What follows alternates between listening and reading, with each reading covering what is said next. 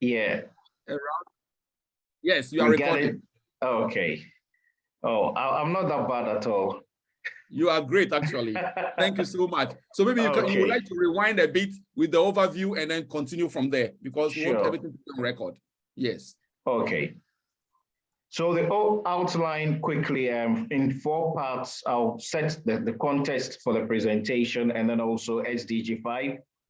And I'll spend a bit of time, the bulk of the presentation, on the progress of implementation so far across Africa, and provide some conclusions derived from the data that we've seen, and then my thoughts on the way forward on how to give us a better chance of achieving the SDG 5.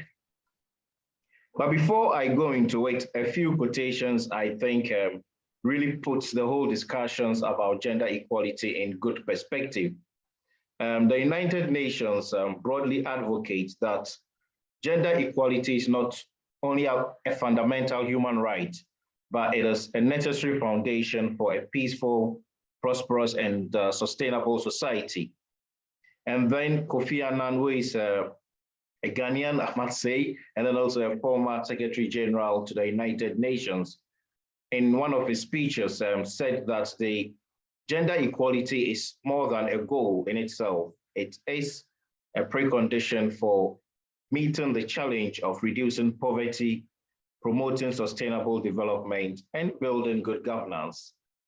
And then last but not the least, one of my favorites actually is by Angelica.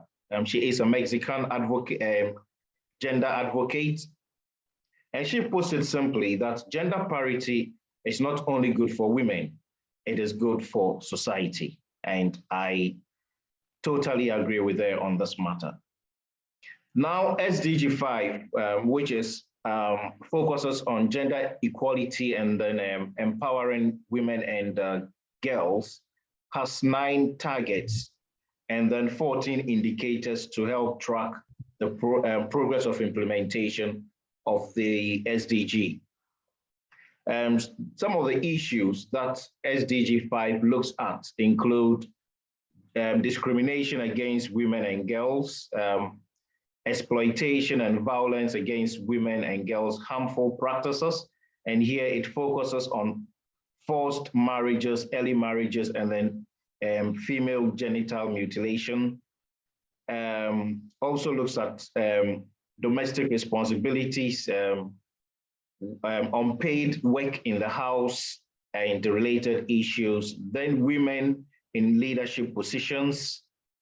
The 6th target, I think, talks about reproductive rights of women and the reproductive health issues.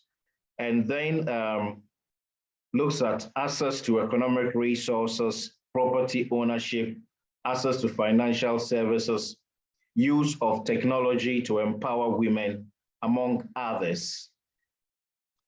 And these were identified as critical issues that relate to women and girls. But that's not to say that these are exhaustive.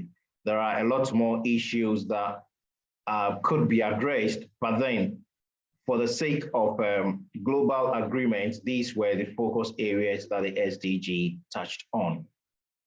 But having said that, many of the other 16 SDGs have targets that touch on gender issues. So for many of the targets, you'd find out that it talks about disaggregation by sex, male and female, and that places emphasis on women and girls issues. Some of them talks about disaggregation by age. And from that, you could look at issues related to children, boys, girls, etc. So if you look through the other SDGs, you find a good reflection of gender emphasis throughout. Now, the story really is, before COVID struck, the world, I must say, was not doing great in terms of gender equality and progress towards achieving the goals. And then COVID came in and actually has set us back a bit. So some of the progress we've made have been eroded. the challenges from climate change, political instability, economic crisis, all puts the fight to achieve gender equality makes it a lot more difficult. And if we don't work harder than we are doing now, we really don't stand a chance to move forward and make gains. We need to overcome some of the reversals that we've experienced over the last 2 years to give us a good chance of achieving the SDG 5 targets. And so what's the performance so far across Africa? And just to make sure that I'm not accused for plagiarism, I've quoted my data sources.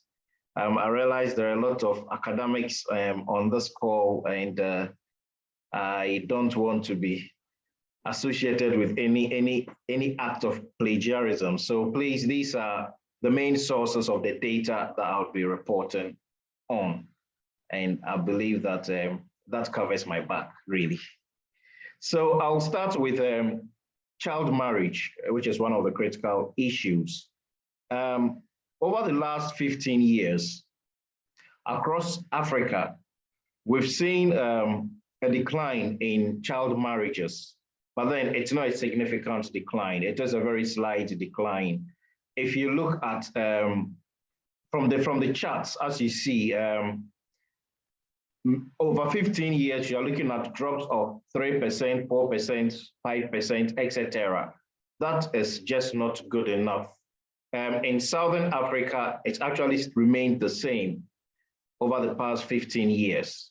I think the biggest drop was in Northern Africa, where we saw a decline of, I think, 5%. But that is still not good enough if we are to eradicate child marriages across Africa. So in summary, I say that the data is obvious. It tells us that the progress in reducing child marriage is very insufficient. And if we continue at this rate, we might need over 100 years to totally eliminate early marriages across Africa. So we need to work hard in this area. Globally, child marriage has declined, similar to the story in Africa. But then there is anecdotal evidence that with the onset of the COVID and the lockdown and the other ramifications thereof, we are likely to see a spike in child marriages. And there are some evidence even in Ghana with girls staying at home, not going to school, the risk of child marriages and early marriages goes up. And so we need to work hard on that. In Africa, there are 7 countries where child marriage is, sorry, I've gone ahead of myself, where we have the figures being very high. But in 4 of them, the data shows that there's been no decline. And these are Burkina Faso, Central African Republic, South Sudan, and others. So, like I said, it is slow. We are moving at a very slow rate, and we need to do something to really change the course, which means that we need to look at the strategies we are adopting to address child marriages. And then there's also been a significant reduction in the proportion of women and girls that are sexually and physically subjected to sexual and physical violence. But however, the rates are still high and they remain unacceptable.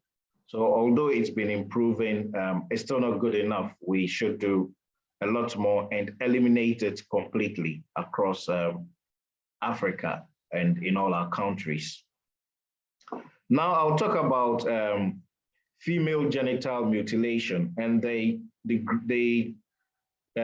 chart you see here is our beloved African continent, and the shading shows the prevalence of female genital mutilation across the continent with the percentages in there.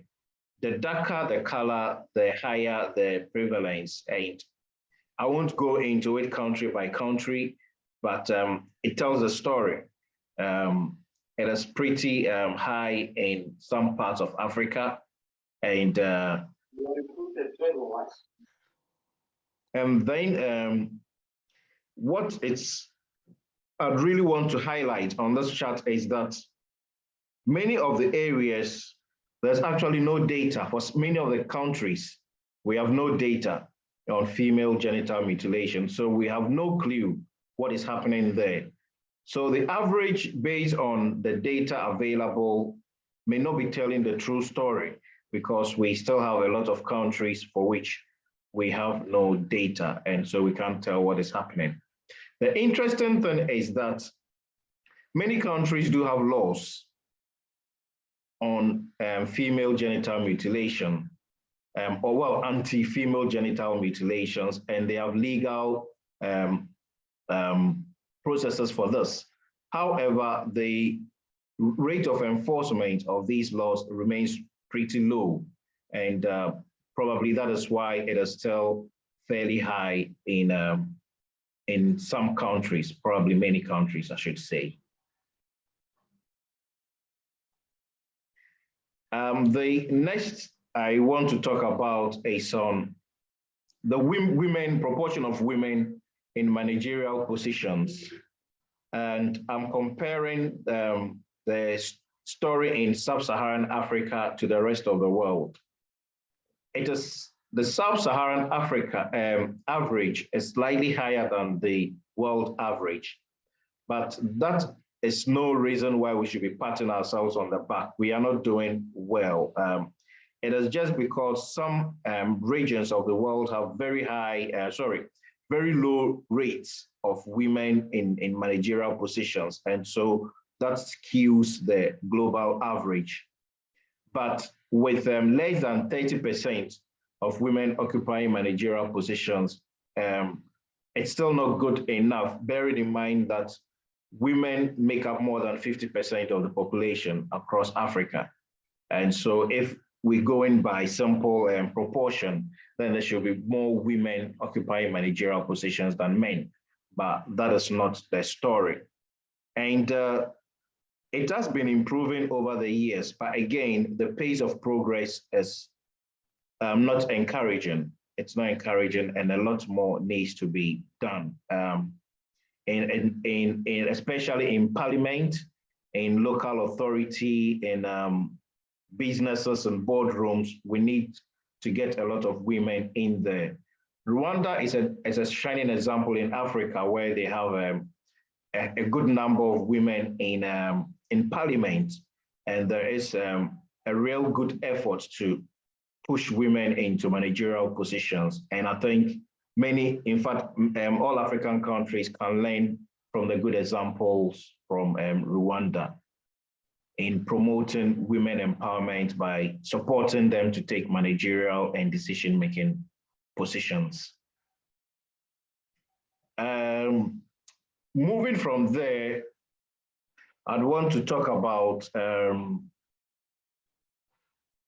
access to, the ability or women having the freedom to make decisions relating to their sexual health, sexual relations, use of contraceptive, and others.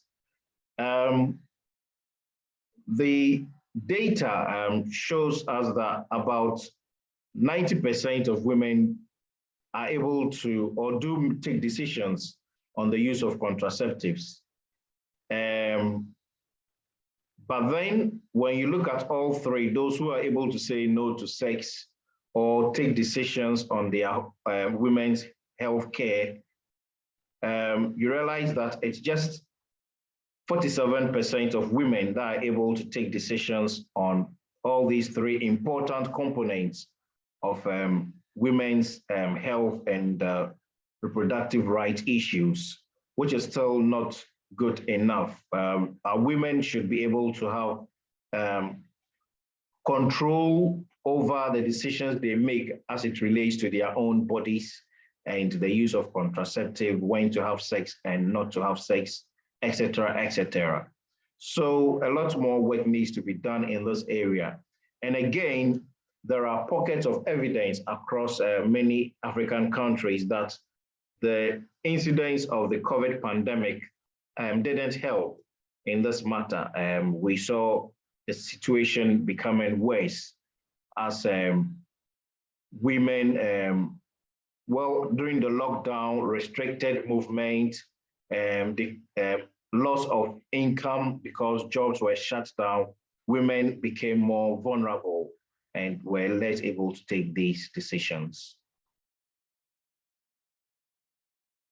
And now just want to show some information still on SDG 5, but again, looking at the world average and then the average for Sub-Saharan Africa.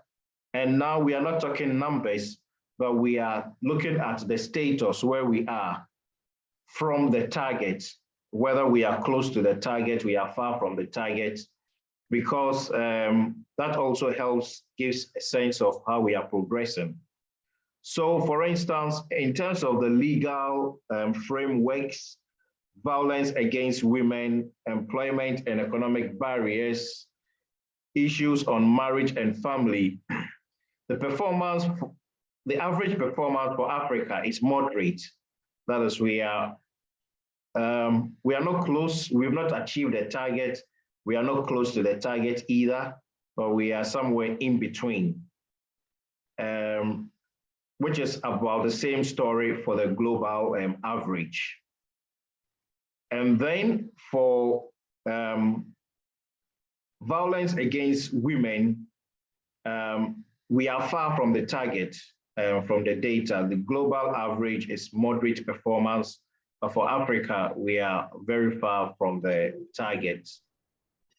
Moving on to, and then, in fact, there's incomplete data when it comes to sexual violence against women and girls. We have pockets of data for some countries, but not enough across all countries to compute an average for the Sub-Saharan African countries. For child marriages, we discussed the figures, and we are far from the target. Another one that we are very far from the target is the ratio of unpaid domestic and care work. Our women do a lot of work at home and literally do it pro bono. There are no rewards for the work they do, and the men only come home and think the women have been home doing nothing, which is not fair at all. Now we have data to show that women do a lot of work but goes unrecognized and unpaid. And to drum home, one of the things I want to highlight is the lack of data to even track some of the indicators. So if you look at all these indicators here, we don't have a clue where we are because we don't have ample data to track progress across Sub-Saharan Africa.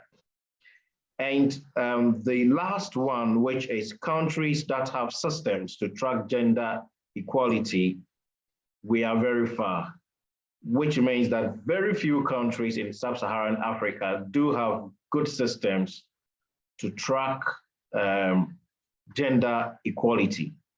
And again, it also borders on data and data management system, data collection, production, and then use in these matters. And so from this plenty talking that I've been doing, what are some of the takeaways from the presentation?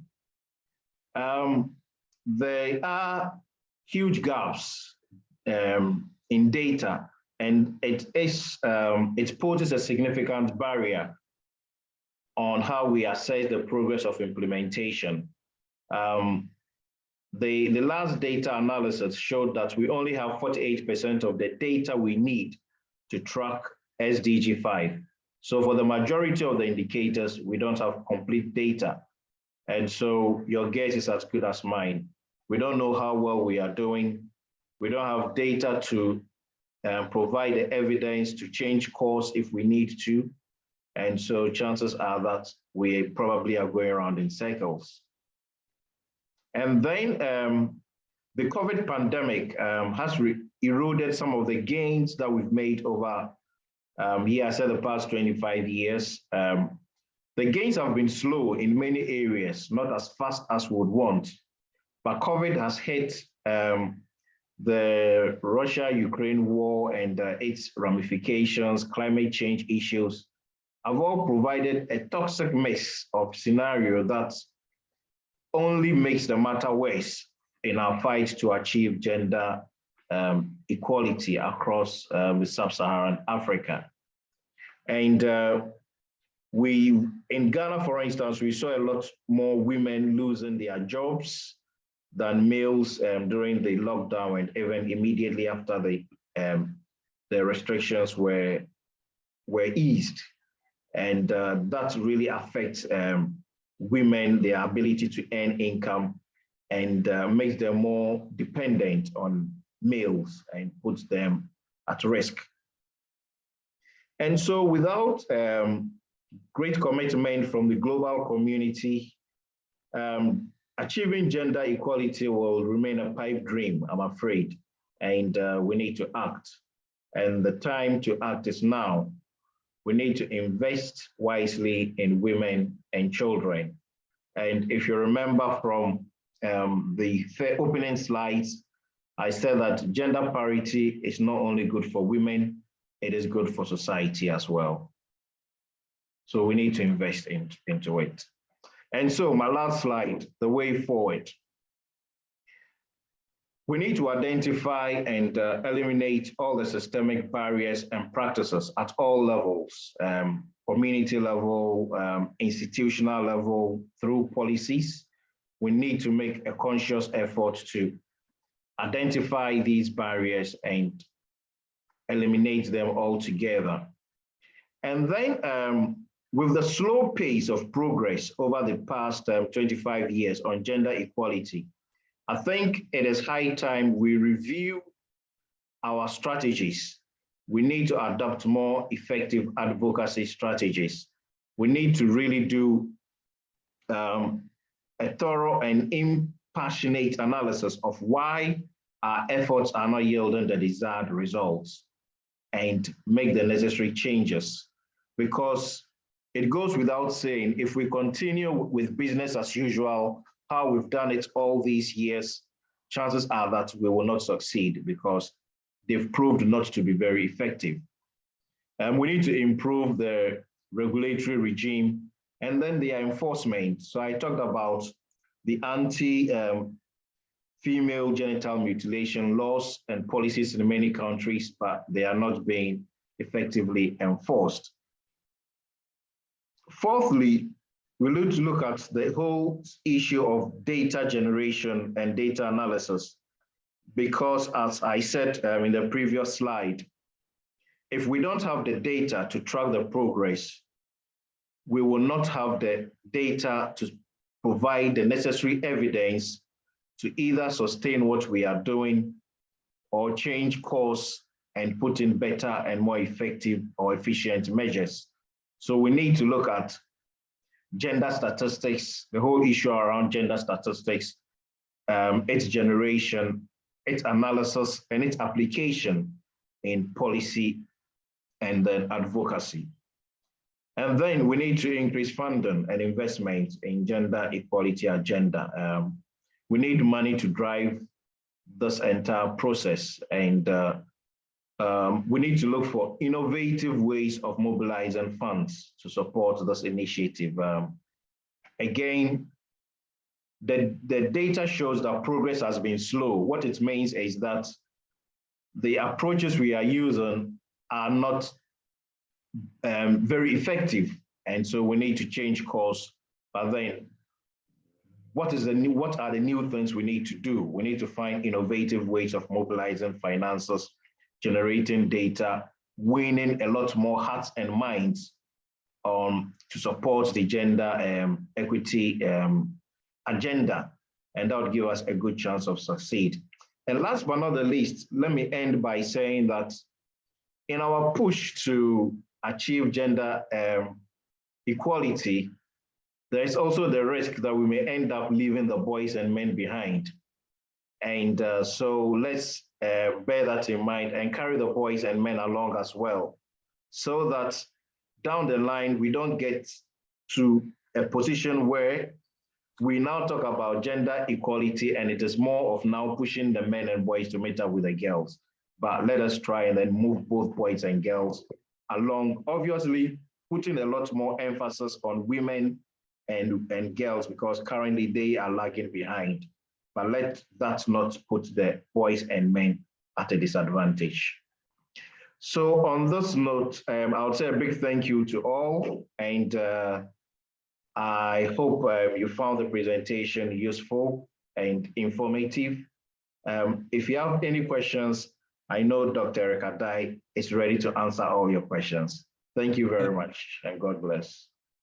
Thank you very much for a very thought-provoking, very thorough presentation. I like the fact that you didn't just speculate, you didn't just engage in speculation, but you based your points on empirical data about how we are doing or how well we are not doing across Sub-Saharan Africa. Thank you so much, Dr. Felix Adoyebo, for such a useful, very nourishing and uplifting presentation. I use uplifting advisedly because there's some cause for worry in some of the data that we saw. But I want to thank you all the same for a great job done. And now I want to open the floor for the next 20 minutes for questions and answers. I know you did a great job presenting many things, but I'm sure there are some questions, comments, and suggestions on the minds of the participants on this call. So we want to open the floor right now for questions. If you have a question, just type it in the chat, or raise your virtual hand, and I'm going to acknowledge you and give you the floor to ask your question. But I have a couple of questions, Dr. Felix, as we wait for questions from the participants. How serious do you think we are across Sub-Saharan Africa in pursuing the goals of this SDG number 5 on gender equality? I'm asking this question because something as basic as the data that we need, the up-to-date, complete, comprehensive data that we need, is not even being generated. I think I picked from your presentation that we are only covering about 48%, less than half of the data that we need to know exactly and track aspects of SDG 5 progress across Sub-Saharan Africa. Why do you think that is the case? Why haven't we taken SDG 5 so seriously, even as to put in place measures to gather the relevant data that we need to make informed decisions, Doc?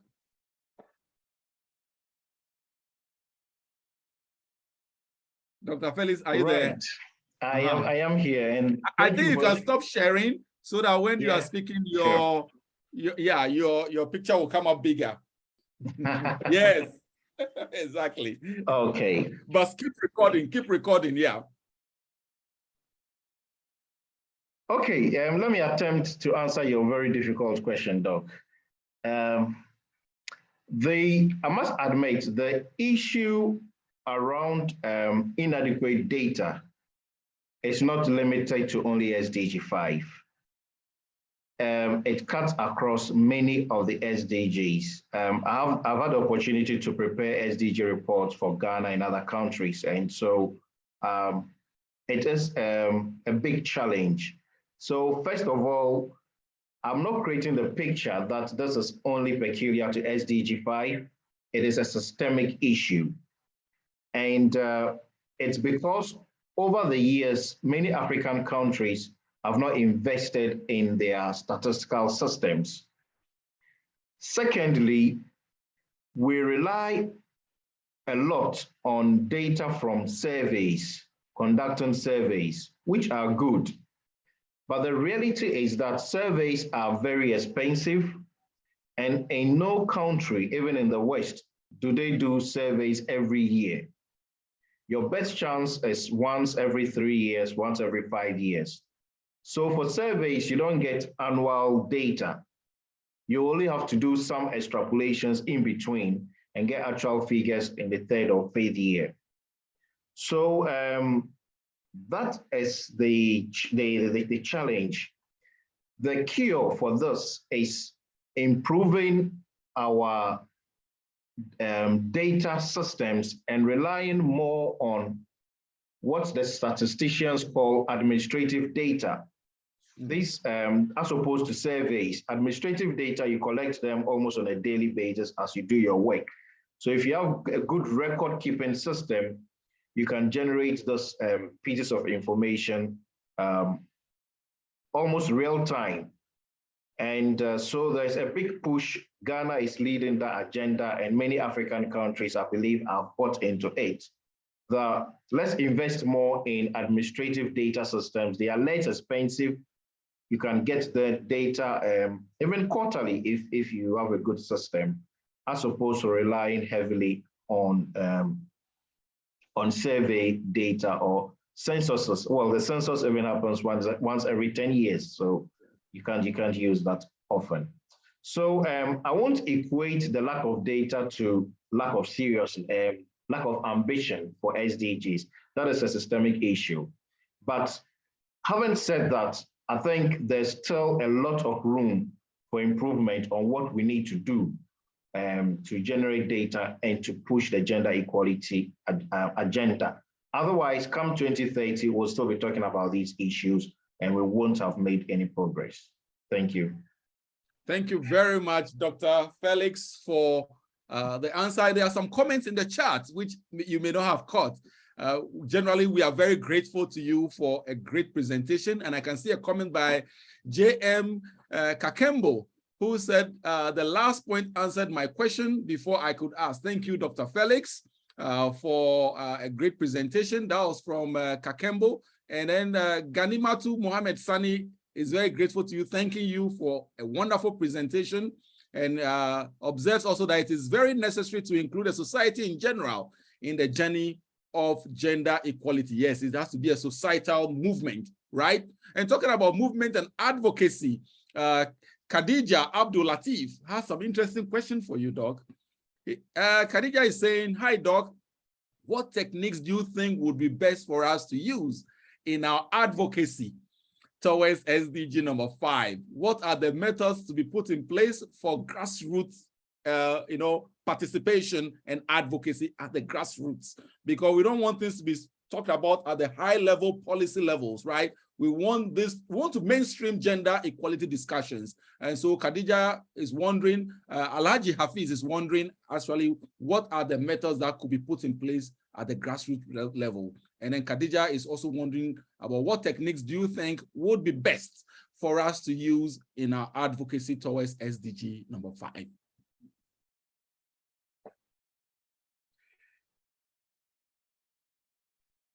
Thank you, Doc. Sorry, I didn't catch all the names, but for the questions that come, I thought we were friends and you won't ask difficult questions, but I have to revise my notes now. These questions are really tough, but I would attempt an answer. And probably with the last one, what are the best techniques? I'm afraid I won't prescribe techniques because the techniques must be context specific. You must look at where you are, the scenario, what the systemic barriers are, and what appropriate techniques will work in that area. It is not, I don't believe it is a one-size-fits-all approach. So we must be sensitive to the context. And in saying that, in many of our African societies, especially at the grassroots level, cultural issues come in very, very, very strongly. Traditional systems do come in strongly. And so the techniques and practices must take into consideration some of these existing contexts to succeed. But having said that, I think from my personal experience in this issue, I think probably what has not helped, and I may be wrong, but this is my own personal experience. It's some of the approaches which is, should I say, overly aggressive approach, which pits or it pitches men against women in the fight, in the quest to achieve gender equality. So it becomes us against them. And then that brings in a lot of resistance. And so certainly you hit a brick wall and you cannot move. We should rather build bridges and push this agenda together with men supporting and women not seeing men as the enemies and those working against them. But we should be collaborating and work together as opposed to saying that this is all the work of the men and the men are the bad ones and not helping the women. I think it becomes too abrasive and counterproductive. And so I, for instance, I was happy when this, I think it's he for she movement started on the gender equality thing, trying to bring it on board a lot of male advocates to push the agenda as opposed to women going it alone. I think that has not helped the cause. Thank you very much. Wow, I like that point very much, that this is supposed to be a whole social movement, right? Talking about gender equality, because whether you are a man or a woman, we have men also have daughters, right? And we have wives and we have, various female relatives. So it's in our own interest as men to also add our voices to calls to promote women and fight against systemic barriers to their emancipation and liberation across Africa. Dr. Felix, it appears that your very last slide was very impactful.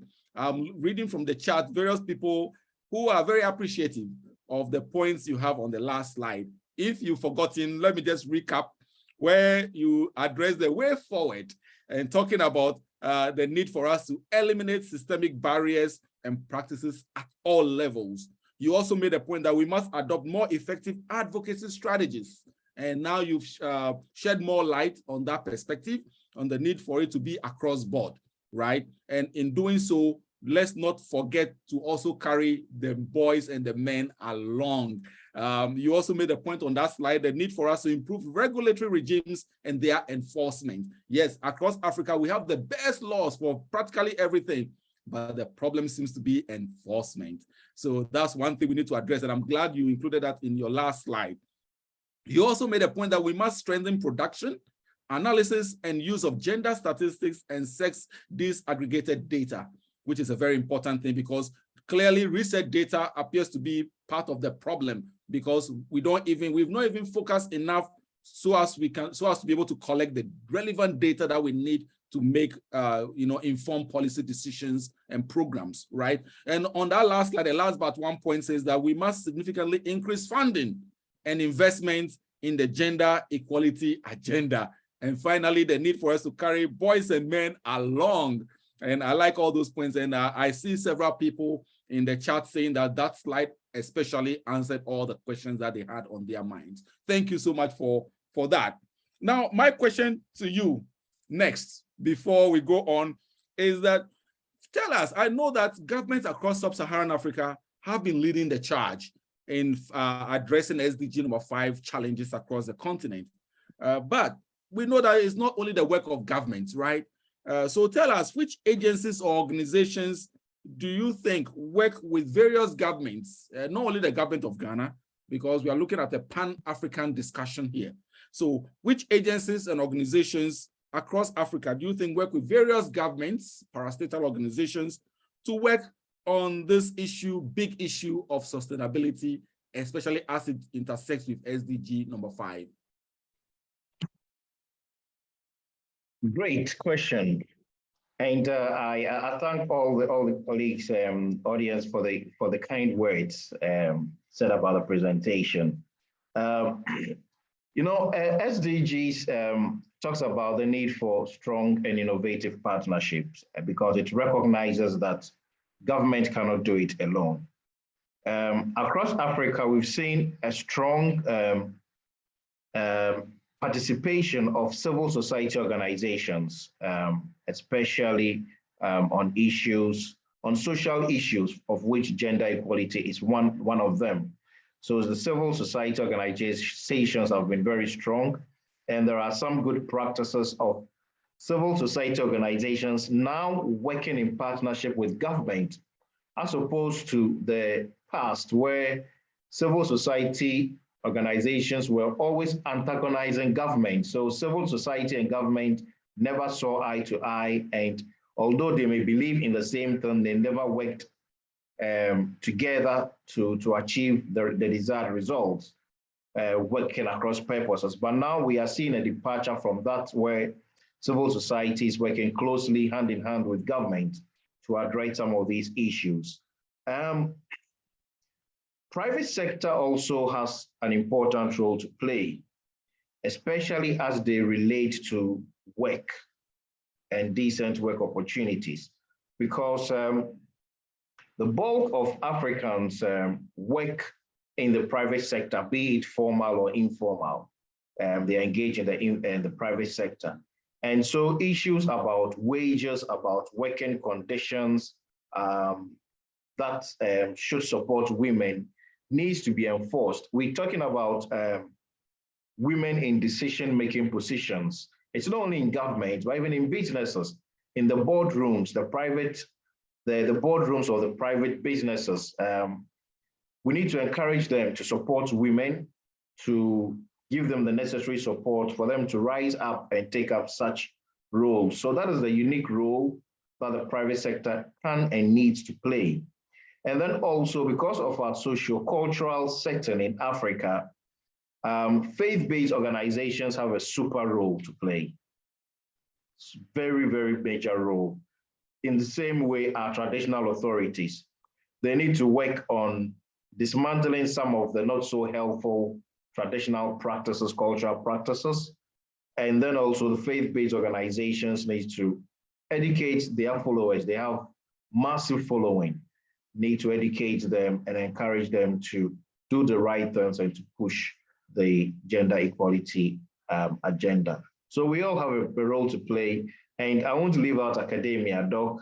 You and your people need to also come up with new knowledge, new information, evidence-driven on how well we are doing and things that needs to change to make us more effective in the fight against gender inequality. Thank you. Wow. Thank you, Doc. We have several hands up. But before I call on Kisenyi, Jonathan, Kelly, and Alex Kojo, I have a quick follow-up question for you. Sometimes we are engaged in certain cultural, traditional practices that work against the interests of women and girls and children, but we may not be aware of those toxic effects of those practices. Can you just remind us, just so we know, what are some of these, traditional cultural practices that militate against the interests of women, that oppress and suppress women and girls across Africa? I know you spoke about female genital mutilation, early marriages of girls. We marry our girls away very early, some mostly against their will. What are some of the other traditional practices that we are engaged in, the traditional barriers to gender equality? If you can just quickly about 2-3 of them for us. Yeah, I'll start from the home, things that we do in the home. So how are roles assigned? In the traditional home, women, the girls would always be with their mothers in the kitchen doing the scrubbing, doing the washing, whilst the boys may be outside playing football and not doing much. So right from the home, those sort of discrimination takes place in the name of defined roles for boys and defined roles for girls. I think that creates the foundation of boys seeing themselves as maybe different or special compared to girls, or girls seeing themselves as the workhorses for the boys. So some of that, I think, is something that fundamentally needs to change. We should be able to encourage boys. It's good for boys to learn how to cook. They need to know how to wash. So these changes should start happening in the household level, and that disrupts some of the mindsets that we acquire at a very tender age, and we think it is gospel, that is how society wants it, and then we stick to it. That for me will be number one. Number two would be, well, strongly tied to some of our cultural practices. We talked about a few that seems to place lower status or emphasis on the woman or girl as opposed to the boy. So for instance, there are stories up, especially in the northern part of Ghana, where we hear when a family is going through financial crisis, the chances are that the boy would continue schooling while the girl stay at home. I mean, that is just not right, but that became accepted, the norm. And we didn't see anything wrong with it. We need to challenge some of these things going forward so that we don't perpetually put our women in a disadvantaged position. Thank you. Thank you very much for that very wise submission. And I'm just reading the charts again. Deladem Jamira Lola says that amazing presentation, Dr. Felix. And Alhaji Hafiz is saying that what can we say about feminism in terms of promoting factor or gender terrorism? I don't know whether you understand the question very clearly, but what can we say? What do we have to say? Or what do you, Dr. Felix, have to say about promoting about feminism as a factor in promoting, SDG number 5, or should it be considered as gender terrorism? And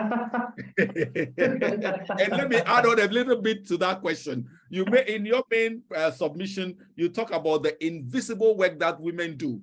Women in the household render many services for which they are not paid. They cook, they clean, they wash, they look after our children, they make the house a home. But you made a point that this is invisible labor. Is it a suggestion that we should be paying, we should recognize those labors that women are engaging and that they should be paid wages for those services at home? Is that what you're saying? I wish I could say a big yes to that, and all the women will bring me parcels in the morning. But I think the important thing is recognizing the work that women put in at home, not necessarily paying them for the work they do.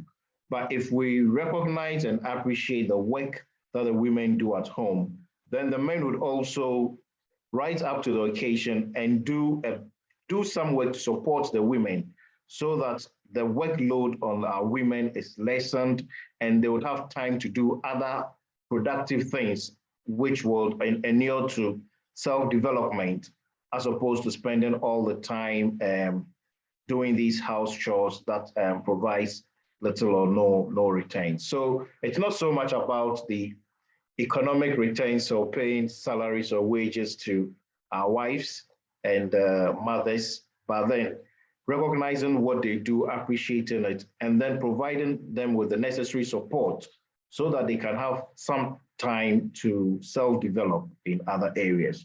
Because, for instance, they are not going to spend the whole of their life raising the kids. After some point, the kids become old enough and they move on. But then if the woman is not able to develop herself and acquire some skills, then once the child caring stage is over, they are found wanting and they are not able to develop and become productive, both to support the home and then to support the community and the nation at large.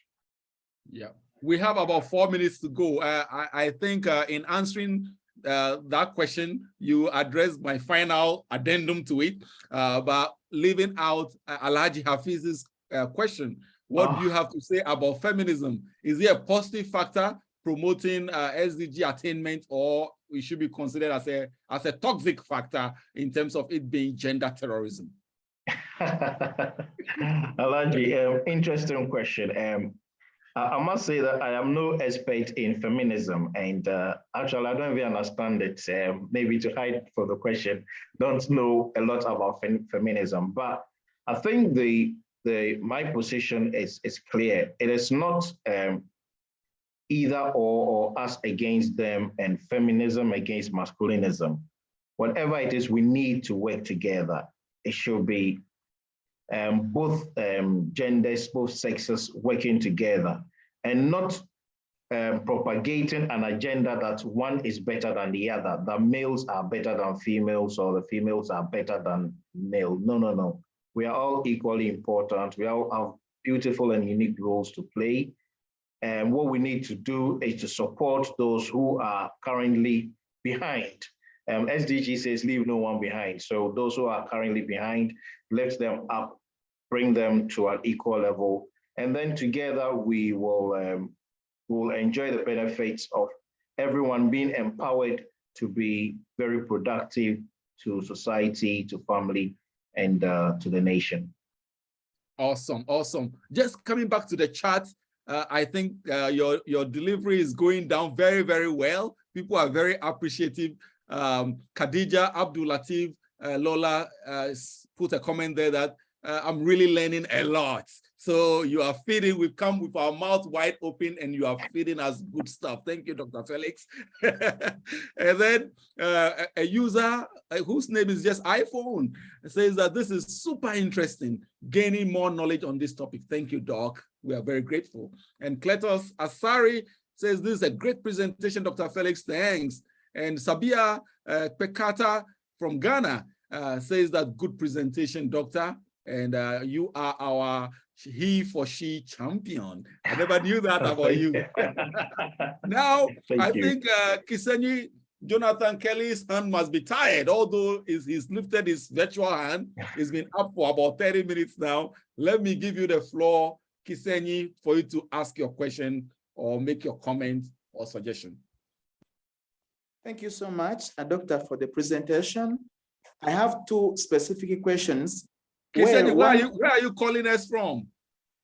I'm calling in from Uganda. I represent the Ugandan team. And I'm having two questions in particular.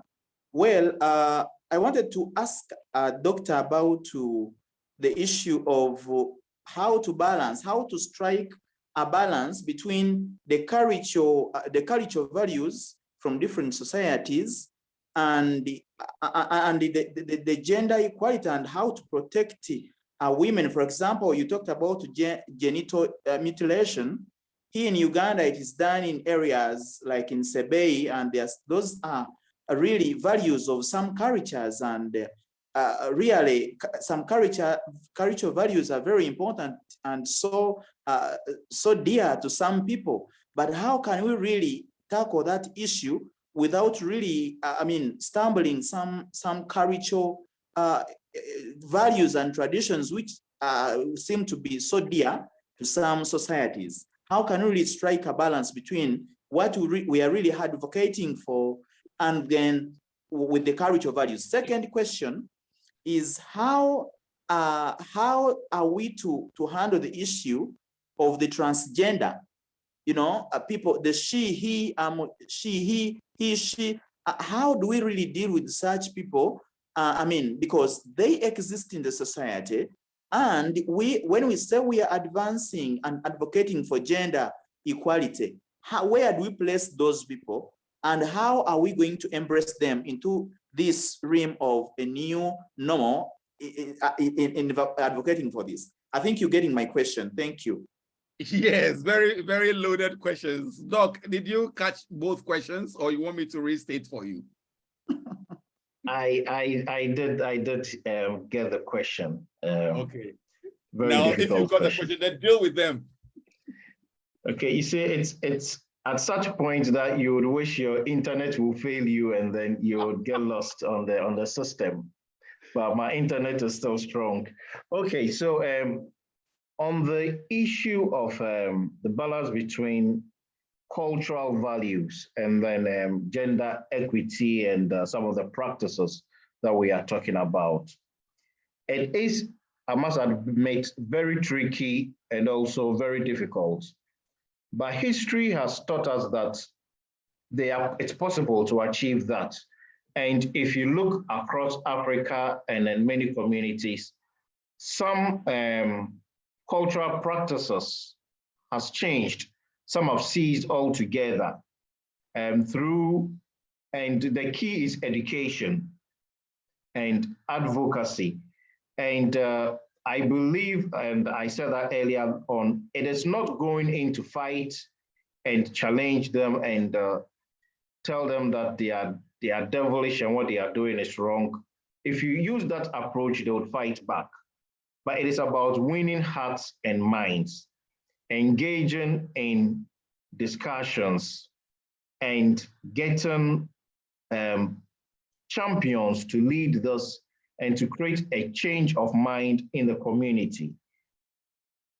Then some of these harmful cultural practices can be dealt with. It's happened in many parts of Africa. In Ghana specifically, I can make reference to, I believe some harmful cultural practices in Uganda no longer persist. And so we know that it is possible. We just have to be tactful about it and continue to explore effective ways. Like I said, there is no magic wand or one size fits all approach. It must be very context specific, but always let us not use an aggressive and a condemning approach to against the other party. Otherwise, by human nature, naturally, they become defensive, and by so doing, all our efforts will be hitting a brick wall and we won't be making progress. And the issue of transgender. LGBTQ and yes, how LGBTQ, gender equality. Yes, and gender inequality.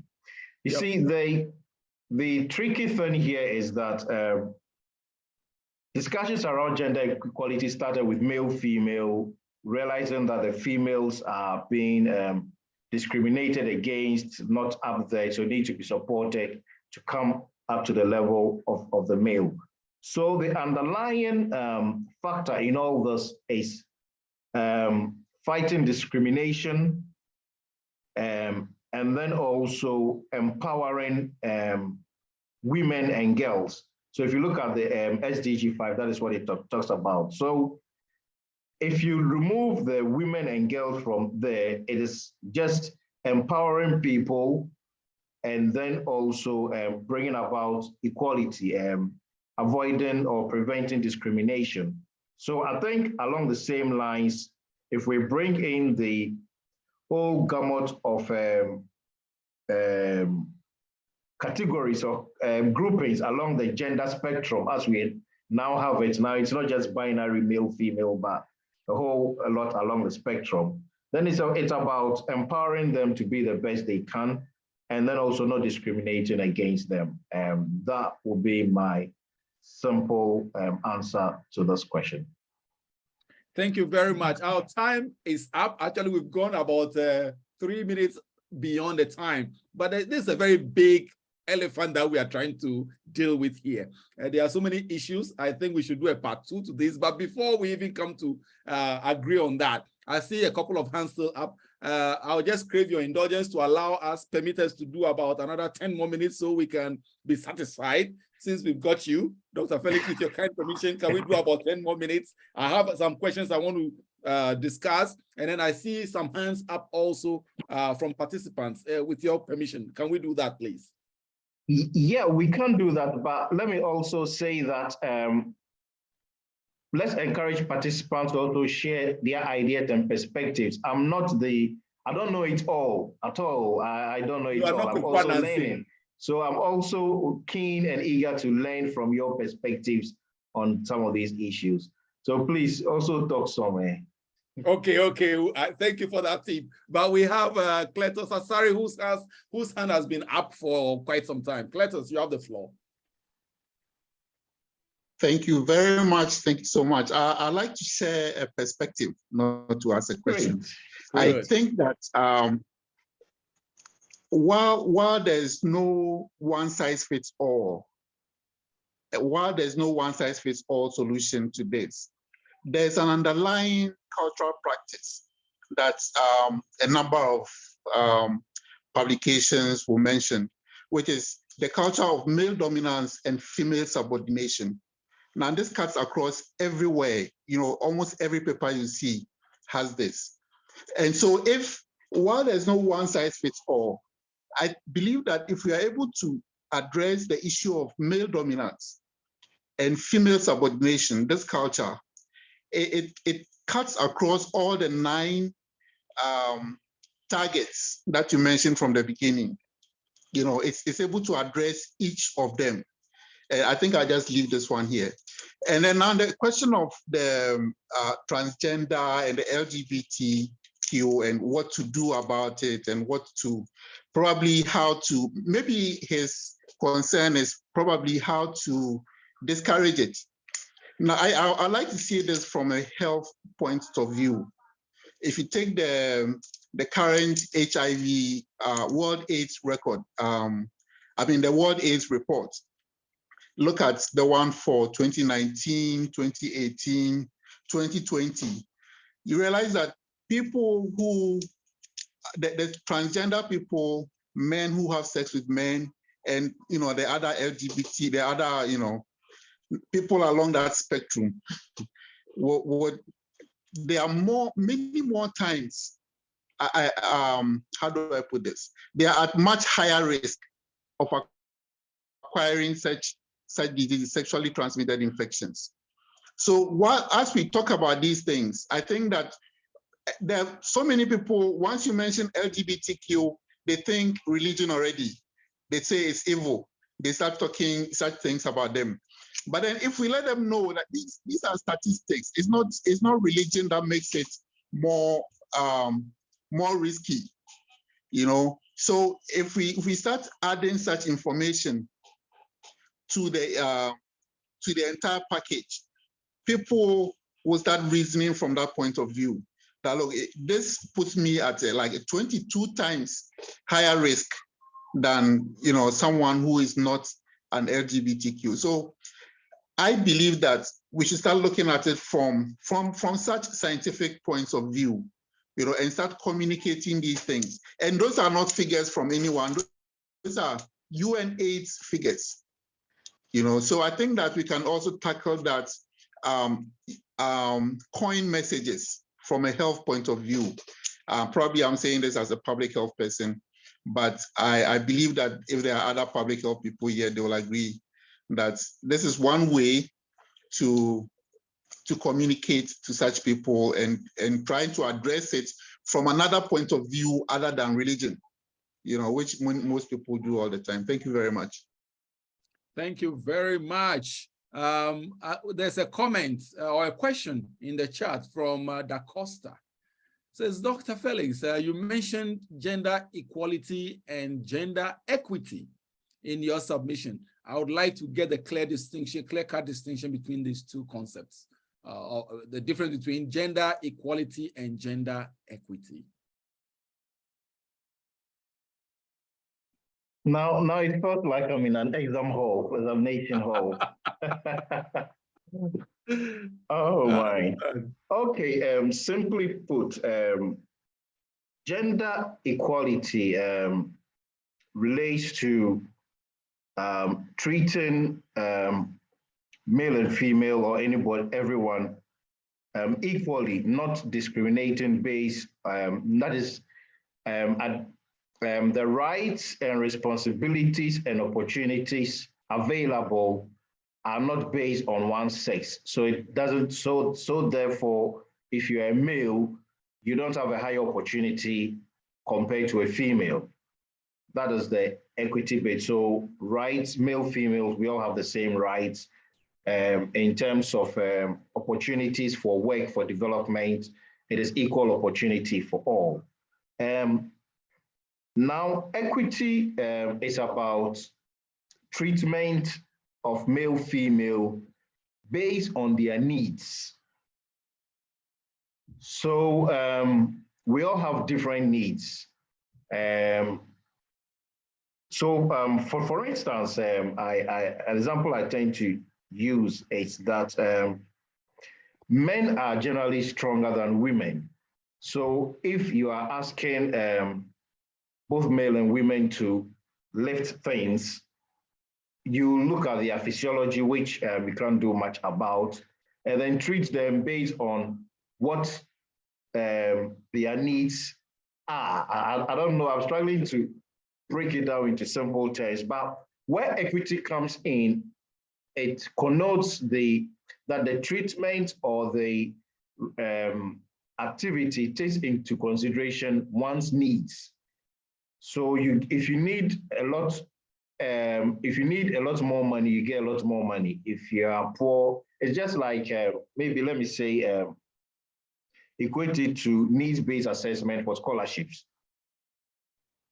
If those who are relatively better off would get less scholarships so that they can be able to access education, those who are very poor get a lot more so that they can also they can also get scholarships. So in that case, you've treated them based on equity. You did not give all of them, say, a $10,000 scholarship.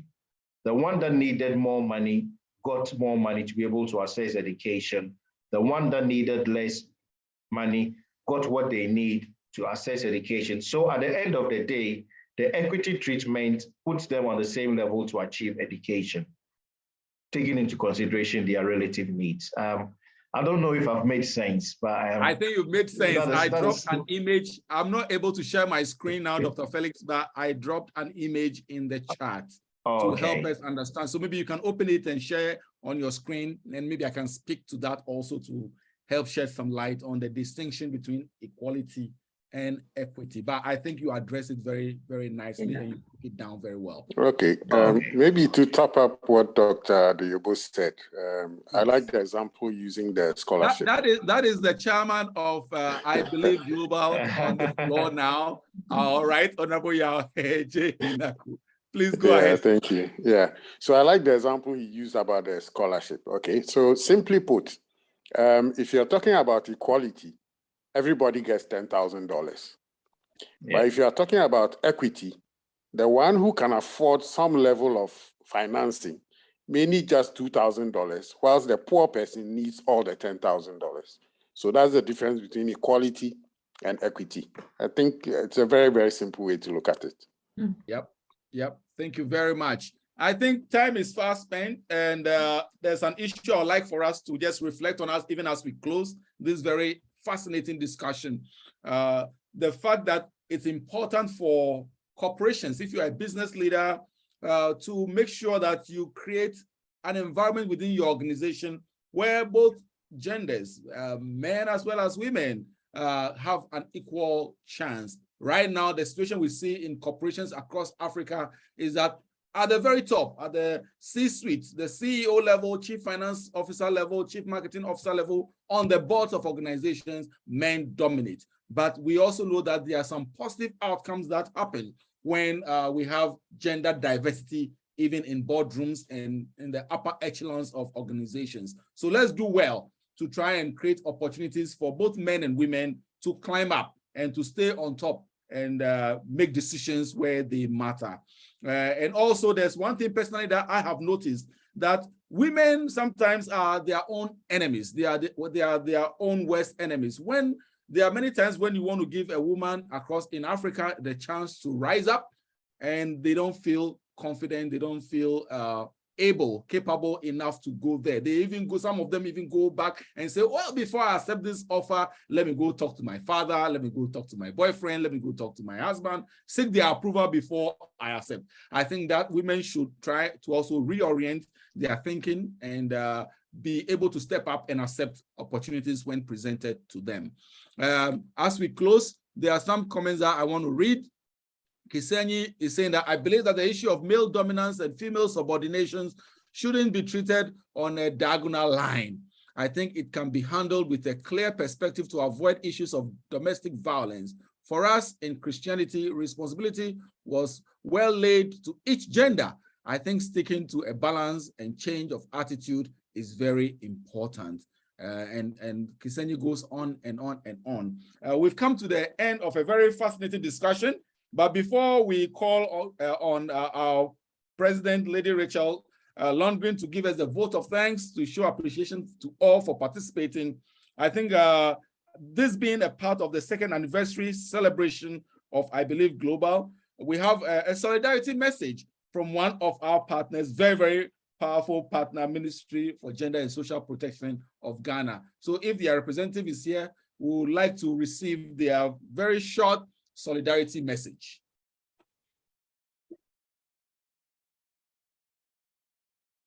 Hello. Hi, we can hear you. Hello. Sabia. Can you hear me? Very loud and clear. Please go ahead. Great. Good evening, everybody. Yes, the first place I bring you greetings from the Department of Gender and from our director. We're very happy that we were part of this webinar. And then for I Believe Global, your objectives and what you do is just in line with the work of the Department of Gender. And this year we've been collaborating, and we want to take the opportunity to thank you for the support you gave to the department during the celebration of this year's International Women's Day. We look forward to further collaborations with you.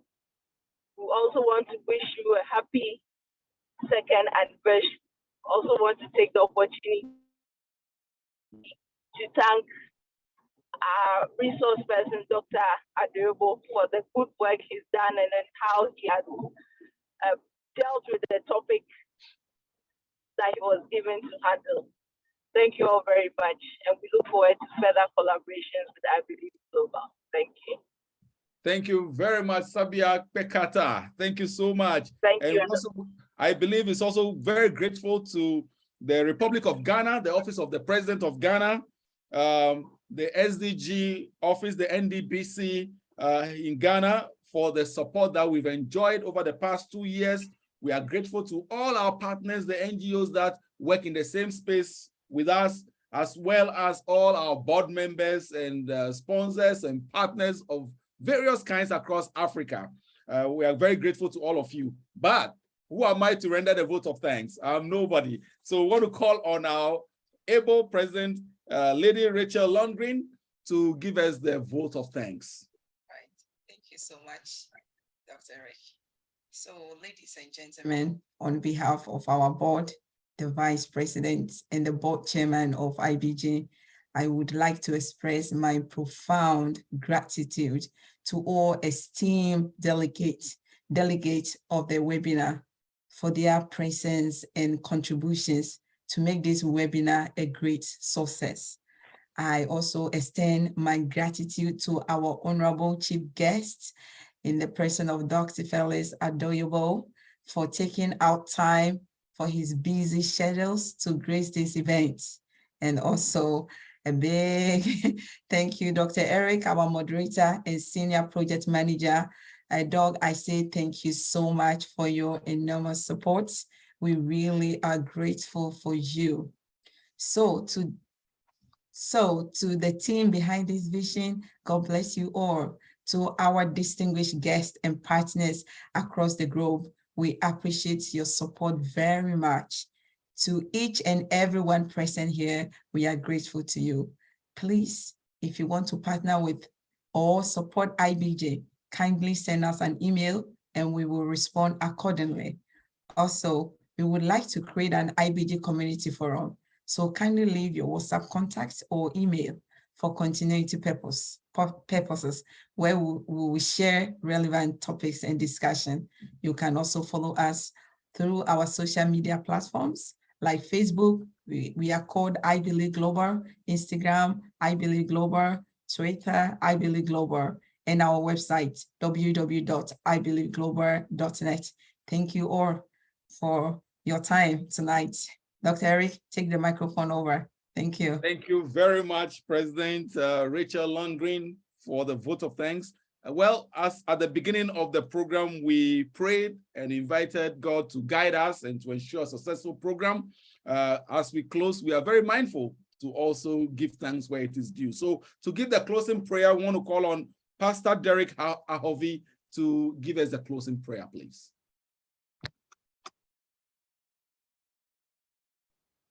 Is Pastor Derek online? Okay, I don't think Pastor Derek is online, so we'll call on any volunteer. Yeah, we have Reverend Anderson here. Reverend Anderson, okay. Yes, his partner.